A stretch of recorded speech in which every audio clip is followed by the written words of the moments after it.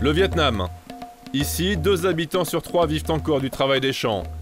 Rizières, agriculture très peu mécanisée et villes polluées. Ce sont les images d'Épinal d'un pays jusqu'ici isolé, dirigé par un des derniers régimes communistes de la planète. Si 20% des Vietnamiens vivent en dessous du seuil de pauvreté, depuis 5 ans, l'histoire s'accélère. Désormais, la priorité du gouvernement, c'est le développement économique, à la chinoise. Ho Chi Minh Ville, 7,5 millions d'habitants, la capitale économique du pays.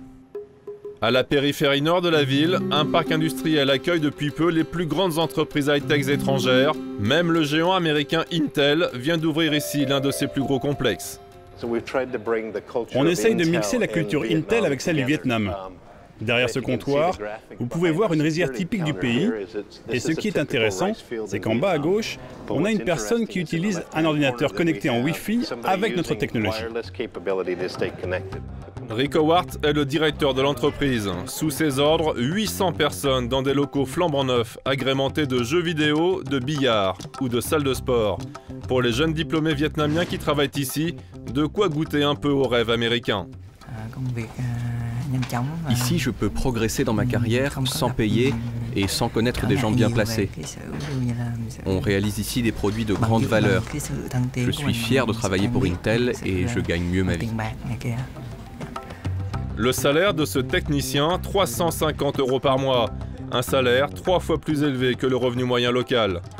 Pour les entreprises étrangères, c'est le jackpot, de quoi faire du Vietnam, leur nouvel Eldorado.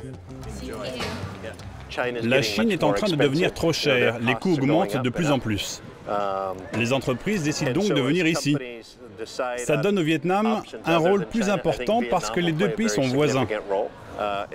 Tu as ton usine en Chine, mais tu la délocalises au Vietnam. Et en fait, tu as tous tes fournisseurs dans la même partie du monde.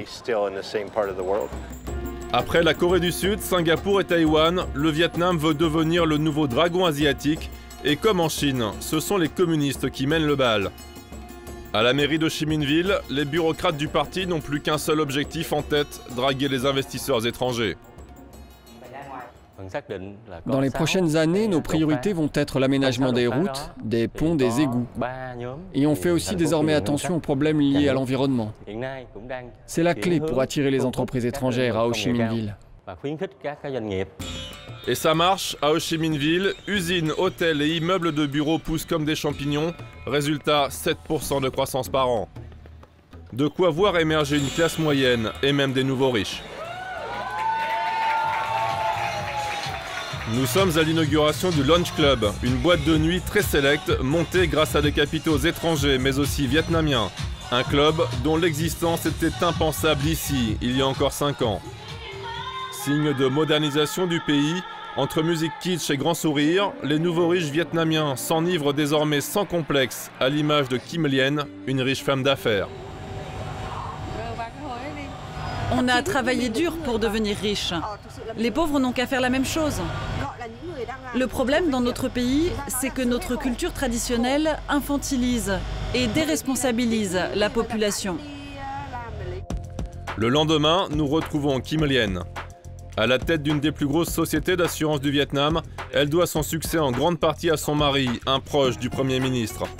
Des relations pareilles, forcément ça aide, et aujourd'hui cette apparatchik est devenue une dirigeante d'entreprise redoutable aux antipodes de l'idéologie communiste.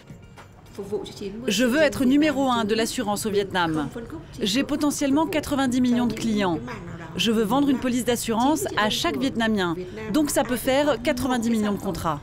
En seulement 5 ans, Kim Lien est devenue incontournable au Vietnam.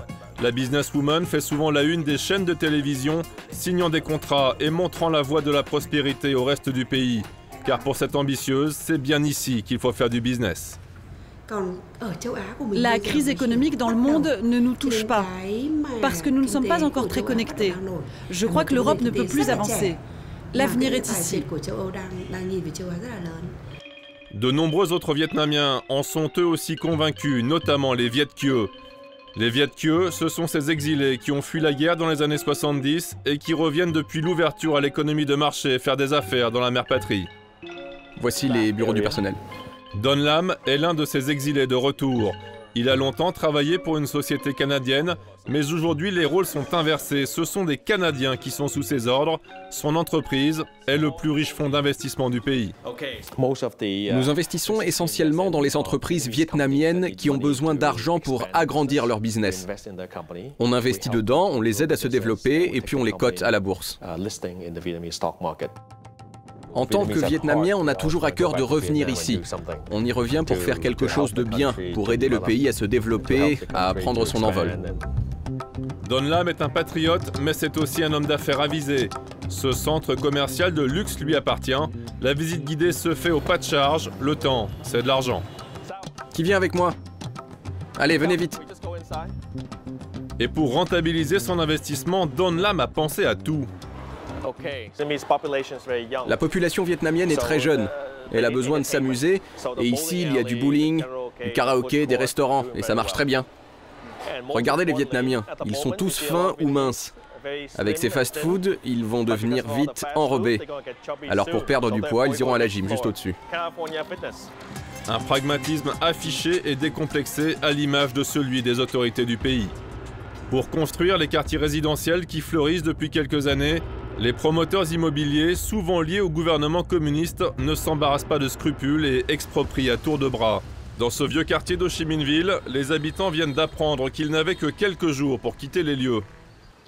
Les autorités devraient nous donner un délai raisonnable pour préparer notre déménagement. Il nous faut 2 ou 3 mois, le temps de nous organiser. Et là, on n'a que 20 jours. Les promoteurs augmentent la taille des immeubles. Mais nous, on n'y a pas accès. Il n'y en a que pour les riches aujourd'hui.